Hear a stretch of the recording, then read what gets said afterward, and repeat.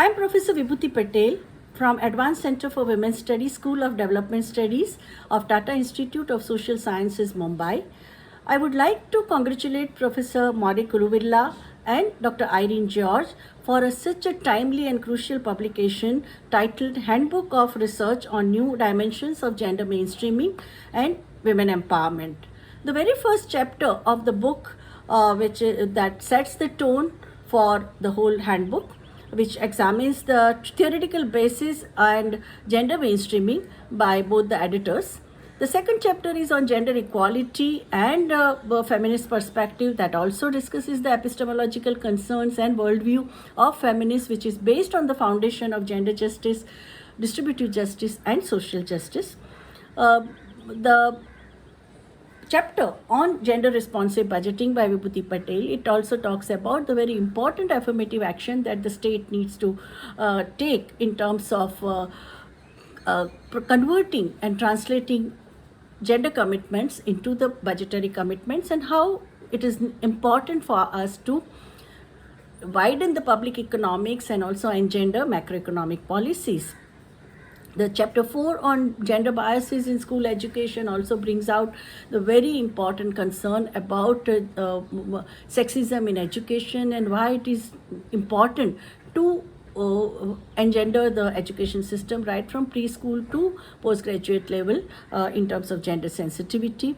There are chapters on information technology and knowledge economy. It's very, very important. There is a whole focus, there is one chapter just talking about the digital divide, where the majority of world population is excluded from the online platforms, and how to make it accessible to all in today's context.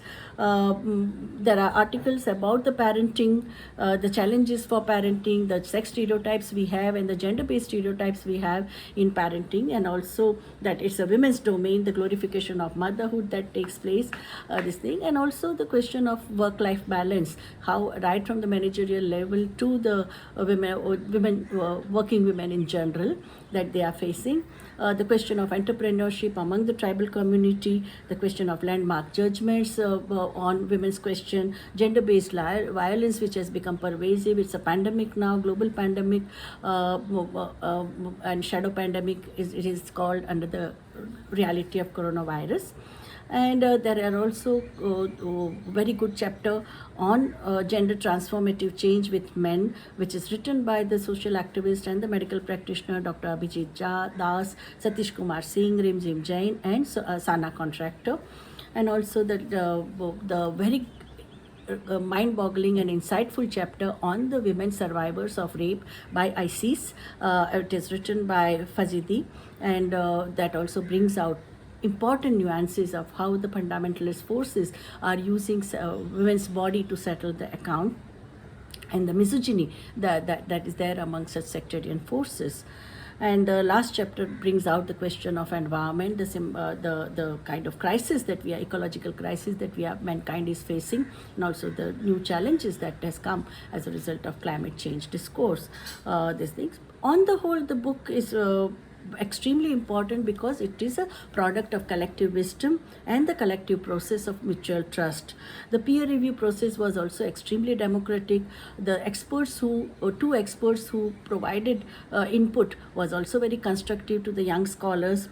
There was both the editors were keeping regularly in touch with all the chapter contributors, and there are contributions from 3 generations of women studies scholars and practitioners, men and women, from a variety of disciplinary locations such as social sciences, humanities, medicine, law, then other pure science, and also technology background. So on the whole, this handbook is extremely comprehensive. It gives the holistic understanding of women's question and the gender relations in our society, and what kind of transformative education that we want to have by engendering women's question and by gender mainstreaming. That comes out succinctly in this handbook. I strongly recommend this handbook to all the libraries all over the world, because it is not only one particular country context, but it's a global context, and several case studies of the different countries and the socio-cultural economic context are covered in this handbook. Once again, I would like to congratulate Dr. Molly Kuruvilla and Dr. Irene George for such a path-breaking contribution. Thank you very much.